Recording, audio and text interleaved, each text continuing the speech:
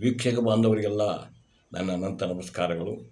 ನಾನಿವತ್ತೊಂದು ಅಗ್ದಿ ಮಹತ್ವದ ಇಂಪಾರ್ಟೆಂಟ್, ಯಾಕಂದ್ರೆ ಈಗ ಚಳಿಗಾಲಕ್ಕೆ ಇದು ಮಕ್ಕಳು ಮುದುಕರಿಗೆ ಎಲ್ಲರಿಗೆ ಅಂಥವ್ರು ಇದ್ದವ್ರು ಅದಕ್ಕೆ ಹೇಳ್ಯಾರ, ಗಾದಿ ಮಾತೆ ಐತಿ ಏನಂದ್ರೆ 100 ರೂಪಾಯಿಗೆ ಬಾಳೋ ಹೆಣ್ಣು 3 ರೂಪಾಯಿಗೆ ಬಾಳೋದಿಲ್ಲ ಅಂತೇಳಿ. ಅಂಥ ಚಳಿಗಾಲ ಇದು, ಮುಳ್ಳು ಗಾಳಿ ಬಿಸೈತಿ, ಎಲ್ಲ ಮೈ ಹೊಡಿತೈತಿ, ಇದಾಗತ್ತೆ. ಮತ್ತು ನೆಗಡಿ ಕೆಮ್ಮು ಜ್ವರ ಬರ್ತಾವೆ. ಅದಕ್ಕೆ ತಕ್ಷಣ ಕೆಮ್ಮು ಕಫ ಕಡಿಮೆ ಮಾಡುವಂಥ ಸೂಪರ್ ಮನೆ ಮದ್ದನ್ನು ನಾನು ನಿಮಗೆ ಮಾಹಿತಿ ಹೇಳ್ತೀನಿ.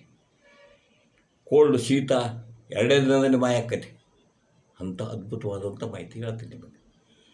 ಅದಕ್ಕೆ ಪೂರ್ವದಾಗ ನೀವು ನನಗೇನು ಮಾಡ್ಬೇಕಂದ್ರೆ ಸಬ್ಸ್ಕ್ರೈಬ್ ಮಾಡಬೇಕು, ಲೈಕ್ ಮಾಡಬೇಕು, ಶೇರ್ ಮಾಡಬೇಕು. ಮಾಡ್ತಿರಲ್ಲ, ಮಾಡಿ ಹುರುಪು ತುಂಬ್ರಿ. ನನಗೆ ನಾ ಹೇಳಿ ನಿಮ್ಗೆ ನಿಮ್ಮ ಮನೆ ಸಿಗುವಂಥ ವಸ್ತುಗಳಿಂದ ನೀವು ಒಳ್ಳೊಳ್ಳೆ ಅದ್ಭುತವಾದಂಥ ಮಾಹಿತಿ ಹೇಳ್ತೀನಪ್ಪ ಅಂತ ಹೇಳೀನಿ. ಆ ಥರದ ಮಾಹಿತಿ ಹೇಳ್ತೀನಿ ನಿಮಗೆ.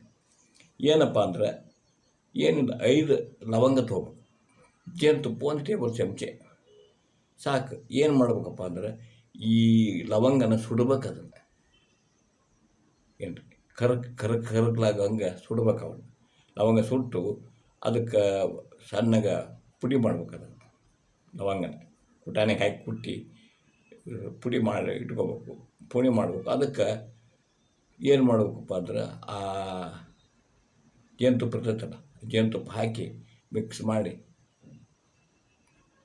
ತಿಂದ್ಬಿಡೋದಪ್ಪ, ನೆಕ್ಕಿಬಿಡೋದು, ಮುಗಿಯಿತು. ಕೈಗೆ ಹಾಕೋರಿ, ಕೈಗಾರ ಹಾಕೋರಿ, ಬಟ್ಲಿಗಾರ ಹಾಕೋರಿ, 1 ಚಮಚೆ ಜೇನುತುಪ್ಪ ಹಾಕೋರಿ. ಅದು ಲವಂಗ ಸುಟ್ಟು ಪುಟಾಣಿಗೆ ಹಾಕಿ ಪುಡಿ ಮಾಡ್ತೀರಿ, ಮಾಡಿ ನೆಕ್ಕಿಬಿಡ್ತೀರಿ, ಮುಗಿ. ಇದು ಮಕ್ಕಳಾದ್ರೆ 2 ಲವಂಗ ಸಾಕು. 2 ಲವಂಗ, ಅರ್ಧ ಚಮಚೆ ಜೇನುತುಪ್ಪ ಅಷ್ಟು ನೆಕ್ಸಿದ್ರೆ ಮಕ್ಕಳಿಗೆ ಕೆಮ್ಮು ಶೀತ ಈ ನೆಗಡಿ ಕಫ ಆಗಿದ್ರೆ ಸಹಿತ ಅದು ಆರಾಮಾಗುತ್ತೆ.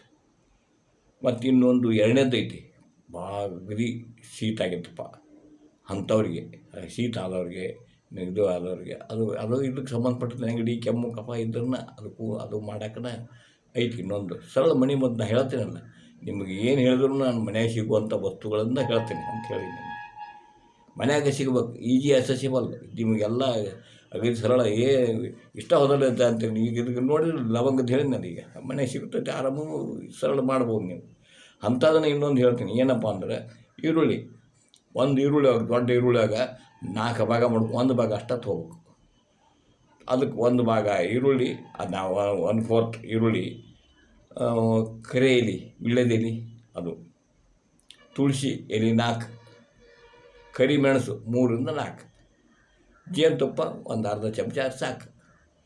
ಇದನ್ನು ಹೆಂಗಪ್ಪ ಅಂದ್ರೆ ಈರುಳ್ಳಿನ ಕೆಂಪಗಾಗುವಂಗೆ ಸುಡ್ಬೇಕು. ಅದನ್ನು ಸುಟ್ಟು ಅದನ್ನು ಪುಟಾಣಿಗೆ ಹಾಕಬೇಕು.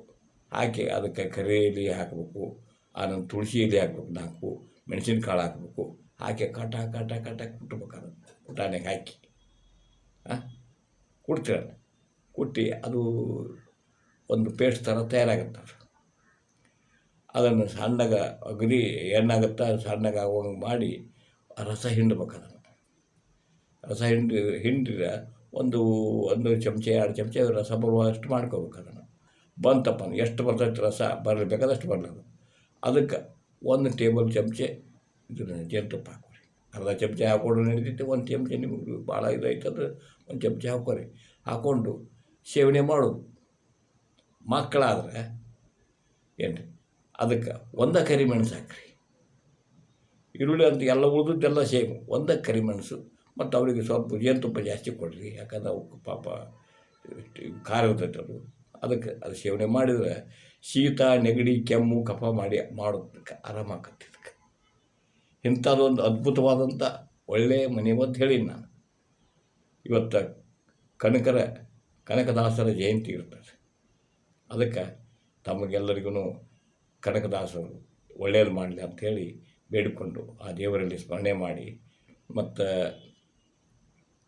ಇದಕ್ಕೆ ನಿಮ್ಗೆ ಏನಾದರೂ ಮತ್ತು ಯಾವುದಾದ್ರು ಬೇಕಾದ್ರೆ ಕಾಮಣಿ ಏನ್ರಿ, ಮತ್ತು ಮೂಲವ್ಯಾಧಿ ಮತ್ತು ಲಕ್ವ ಇಂಥವು ಯಾವುದಾದ್ರೂ ಜಡ್ಡು ಆಗಿದ್ರೆ ಯಾರಿಗೆ ಆಗಿದ್ರೆ ತೀವ್ರವಾಗಿ ತಿಳಿಸಿದ್ರೆ ನಾನು ಡಿಸ್ಕ್ರಿಪ್ಷನ್ ಬಾಕ್ಸ್ನಾಗ ನಾನು ಆಶ್ರಮದ ಫೋನ್ ನಂಬರ್ ಕೊಟ್ಟಿರ್ತೀನಿ. ಅವ್ರಿಗೆ ಅವಶ್ಯವಾಗಿ ತಿಳಿಸಿರಿ. ಅವರಿಗೆ ಏನು 3 ವಾರದೊಳಗೆ ಕಾಮಣಿ ಕಡಿಮೆ ಆಗುತ್ತೆ.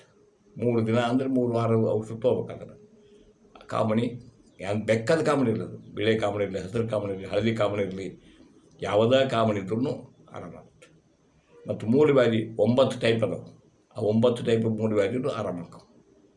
ಅಂಥ ದಿವ್ಯ ಔಷಧ ಅದಾವೆ ಆಶ್ರಮದೊಳಗೆ ಸಿಗ್ತಾವೆ. ಅದನ್ನು ಉಪಯೋಗ ತೊಗೊಳ್ರಿ ನೀವು ಅಂತ ಹೇಳ್ತೀನಿ ನಾನು. ಯಾಕಂದರೆ ನೀವು ಸುಮ್ಮನೆ ಆಪ್ರೇಷನ್ ಮಾಡ್ಸೋಕೆ ಇದನ್ನು ರೊಕ್ಕ ಕೊಟ್ಟು ಆಪ್ರೇಷನ್ ಮಾಡಿಸಿ ಇದಾತ್ರಿ ಹಂಗಾತ್ರಿ ನಾಳಾತ್ರಿ ಲಟ್ಟಾತ್ರಿ ಬೇಡ. ನೋಡಿ ಲಕ್ವಾಕ್ಕಂತೂ ನಂಬರ್ 1 ಔಷಧ ಐತೆ. ಅದಕ್ಕೆ ಇದು ಡಿಸ್ಕ್ರಿಪ್ಷನ್ ಬಾಕ್ಸ್ನಾಗ ನಂಬರ್ ಕೊಟ್ಟಿರ್ತೀನಿ, ಆಶ್ರಮದ ನಂಬರ್ ಹಾಕಿರ್ತೀನಿ, ನೀವು ಕಾಂಟ್ಯಾಕ್ಟ್ ಮಾಡ್ಬೋದು. ಮಾಡ್ತೀರಲ್ಲ. ಮತ್ತು ನಮ್ಮ ಸ್ಲೋಗನ್ ಐತಲ್ಲ, ರೈತನೇ ರಾಜ, ರೈತನೇ ಮಹಾರಾಜ, ರೈತನೇ ಕುಬೇರ. ಇದು ಗಳಿಕೆ ಆಶ್ರಮ ಅಲ್ಲವಯ್ಯ, ಬಳಕೆ ಆಶ್ರಮ. ಮತ್ತು ಇನ್ನೊಂದು ಅದ್ಭುತವಾದ ಮಾಹಿತಿ ತೊಗೊಂಡು ಮತ್ತೆ ಭೇಟಿ ಹಾಕಿನಿ. ಅಲ್ಲಿವರೆಗೂ ಶರಣಾರ್ಥಿಗಳು.